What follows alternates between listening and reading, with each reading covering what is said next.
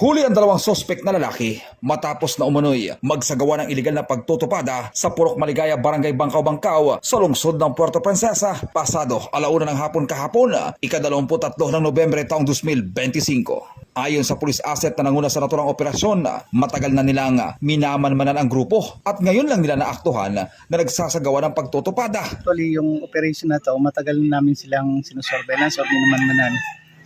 Ngayon lang nagkataon na natsyempohan natin sila na kasalukuyang nagtutupada, kaya nahuli sila. Kasong paglabag sa Presidential Decree 1602 o Anti-Illegal Gambling Law ang kakaharapin ng dalawang sospek. PDC 1602, Anti-Illegal Gambling. Narecover sa naturang operasyon ang dalawang manok, tari at perang ginamit naman sa pamusta. We recovered 2 perasong manok, fighting cock, tapos may mga tari.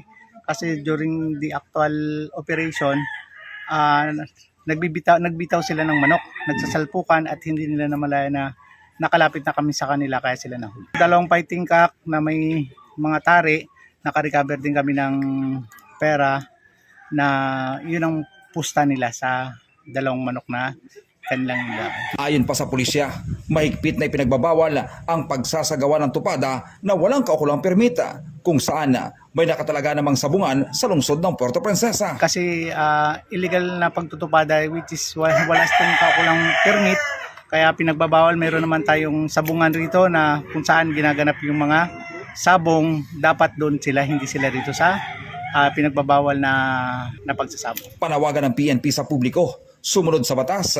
Kung nais magsabong, pumunta sa tamang lugar ng sabungan upang makaiwas sa ginagawang operasyon ng pulisya kontra illegal na pagtutupada. Sa mga kababayan dito sa Puerto Princesa, mahigpit po natin pinagbabawal ang pagtutupada. Meron naman po tayong lehitimong sabungan. Kung gusto niyo maglibang o magsabong, pumunta na lang po kayo sa lehitimong sabungan para maiwasan natin ang pagkahuli.